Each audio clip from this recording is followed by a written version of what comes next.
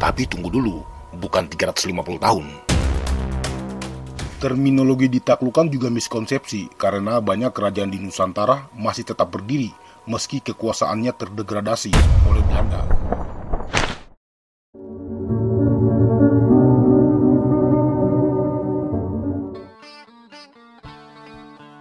Indonesia sebagai sebuah negara resmi diproklamirkan pada tahun 1945. Negara ini menyatakan kemerdekaannya pasca berakhirnya Perang Dunia II.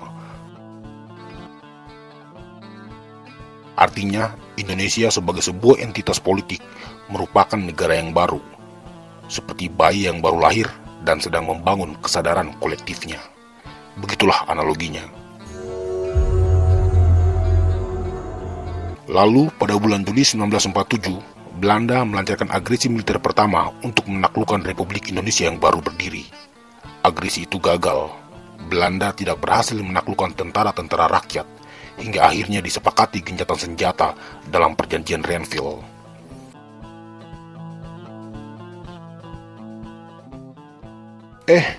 Rupanya Belanda masih penasaran.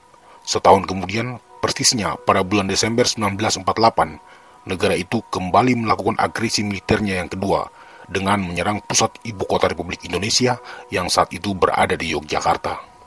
Lagi-lagi Belanda gagal. Hingga Belanda dipaksa menandatangani pengakuan kedaulatan Republik Indonesia dalam konferensi meja bundar di Den Haag, negeri Belanda. Kembali pada pertanyaan di atas, apakah Indonesia pernah dijajah selama 350 tahun? Jawabannya tidak pernah.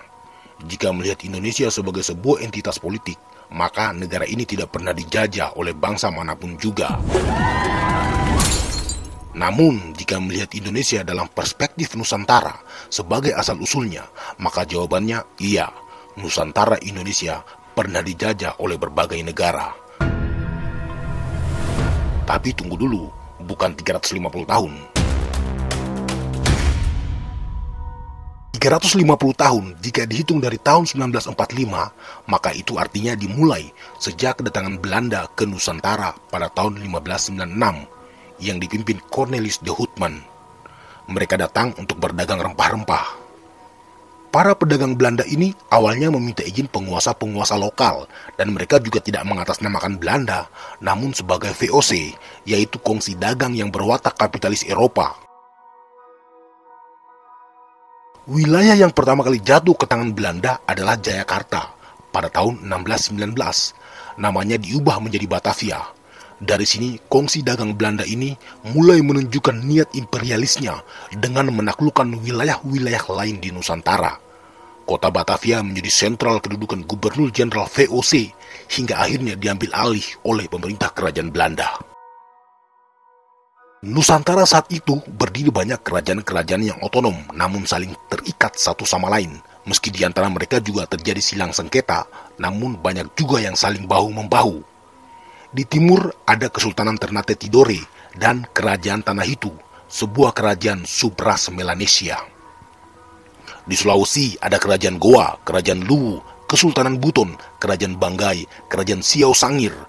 Di Kalimantan ada Kesultanan Kutai, Kesultanan Banjar, Kerajaan Sambas, dan suku-suku Dayak Merdeka. Di Jawa ada Kerajaan Yogyakarta, Kasunanan Surakarta, Kasunanan Cirebon, Kerajaan Banten. Di Bali ada Kerajaan Klungkung, Kerajaan Badung, Kerajaan Buleleng. Di Sumatera ada Kesultanan Palembang, Kerajaan Pagaruyung, Kesultanan Siak Sri Indrapura, Kerajaan Batak, Kesultanan Aceh. Di Nusa Tenggara Barat dan Nusa Tenggara Timur ada Kerajaan Sanggar, Kerajaan Adonara, dan masih banyak lagi. Ini juga masih tidak bisa disebut satu-satu, karena di seluruh Nusantara masih banyak kerajaan-kerajaan kecil yang otonom dan tersebar di seluruh pulau-pulau.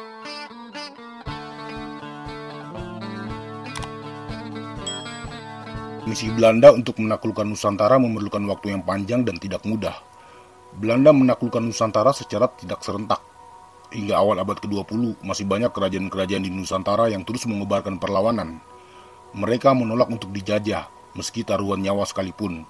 Kerajaan-kerajaan Bali dikalahkan Belanda pada tahun 1906, Kerajaan Batak pada tahun 1907, Kesultanan Aceh pada tahun 1912. Terminologi ditaklukkan juga miskonsepsi karena banyak kerajaan di Nusantara masih tetap berdiri meski kekuasaannya terdegradasi oleh Belanda atau dipaksa menandatangani perjanjian-perjanjian yang menguntungkan Belanda. Bahkan banyak dari kerajaan-kerajaan ini masih terus melawan dengan melancarkan perang gerilya. Jadi Nusantara tidak pernah dijajah selama 350 tahun.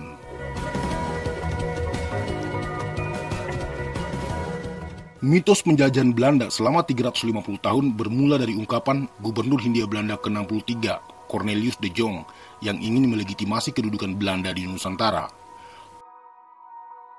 Pada tahun 1935, De Jong mengatakan bahwa kami, Belanda, telah ada di sini sejak 300 tahun lalu, dan kami akan terus ada di sini hingga 300 tahun ke depan. Statement tersebut sebenarnya ditujukan untuk menjustifikasi kepemilikan Belanda atas Nusantara dan untuk meredam upaya-upaya kemerdekaan para nasionalis Nusantara.